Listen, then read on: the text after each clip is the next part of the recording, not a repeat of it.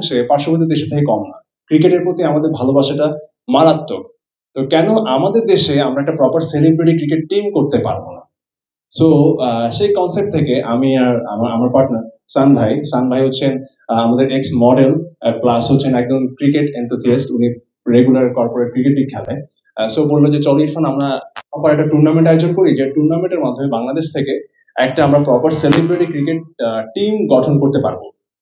So সেই plan থেকে গত প্রায় 6-7 মাস ধরে আমাদের এই প্ল্যানের সাথে আমরা টি স্পোর্টস কে যুক্ত করলাম। ওনাদের একেবারে ঈদের আগে আগে রোজার শেষ লগ্নে আপনারা সময় বের করে আমাদের এই প্রোগ্রামটা এসেছেন। সিসিটি এটা আমাদের একটা স্বপ্ন। বিশেষ করে আমরা যারা খেলাধুলার সাথে জড়িত, সামনে সানজু আছে, পিছনে সীমান্ত ভাই বসে আছেন, আরো অনেকে আছেন আমাদের কলিগ, ছোট ভাই, আমরা যারা নিয়মিত ক্রিকেট খেলি। আমরা সবসময় স্বপ্ন দেখতাম যে দেশের বাইরে, বিশেষ করে ইন্ডিয়াতে প্রত্যেকটা ফিল্ম স্টেটে একটা করে প্রপার সেলিব্রিটি ক্রিকেট টিম আছে যারা এখনো ক্রিকেট খেলে এবং খুব ভালোভাবেই খেলে। সে আমরা জানি অক্ষয় কুমার খুব ভালো ক্রিকেট খেলে, রিতেশ দেশমুখ খেলে, কলকাতায় যিশু সেনগুপ্ত খেলে, এবং তারা খুব ভালো ক্রিকেট খেলে, ওদের প্রপার একটা সেলিব্রিটি ক্রিকেট টিম আছে। আমরা আমরা পরে চিন্তা করলাম যে এত আমাদের দেশ কোনো ওদের গাইডেন্স নিলাম যে ভাই আমরা এরকম একটা কিছু করতে চাই। সো ওনারা বলেন ঠিক আছে, আমরাও একমত, আপনারা আগাতে থাকেন, আমরা আপনাদের সাথে আছি। তো সেই সাহস থেকে আস্তে আস্তে আস্তে আস্তে সামনে আগানো। কারণ নর্মালি যে সিসিএল গুলো আমরা দেখি ইনডোর স্টেডিয়ামে, সেটা সফট বলে হয়, ছোট পরিসরে হয় বা অনেকটা ফ্রেন্ডলি ম্যাচের মতো। বাট ক্রিকেট বলে যখন খেলা হবে সেটা অনেক সিরিয়াস নোটে আসলে খেলাটা হয়।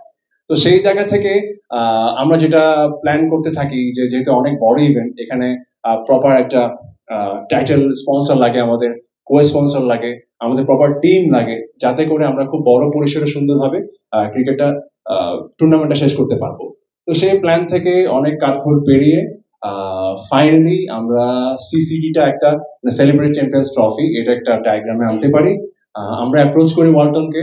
Thank you so much Walton, and thank you so much Amin Khan ভাই আমাদের পক্ষে থাকার জন্য, এবং ওয়ালটনের যারা এখানে ব্র্যান্ড ম্যানেজার আছেন, ওয়ালটন লিফটের, ওয়ালটন ক্যাবলসের, এবং স্পেশালি মিল্টন ভাই দেখতে পাচ্ছি না, Walton thank you so much যে এই জিনিসটার একটা ফিজিবিলিটি দেখার জন্য, এবং ওনারা বিশ্বাস করেছেন যে এই জিনিসটা সামনে অনেক বড় পরিসরে আগাতে পারে। এবং সাথে আকিজেরকেও অনেক অনেক ধন্যবাদ দিতে চাই যে আমাদের প্রথম কথাতেই আকিজের আমাদের সাথে একমত পোষণ করে যে না, এই ধরনের বড় টুর্নামেন্টে আমরা সাথে থাকতে চাই।